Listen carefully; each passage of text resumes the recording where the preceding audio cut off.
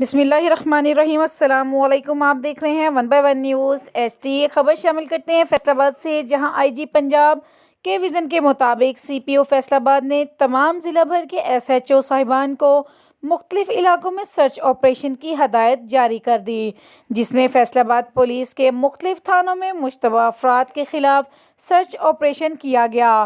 دوران آپریشن 790 افراد کی چیکنگ کی گئی، جس میں سے مشتبہ افراد کے خلاف 22 مقدمات کا اندراج کیا گیا۔ فیصل آباد سرچ آپریشن کے دوران ملزمان سے بھاری مقدار میں اسلحہ برآمد۔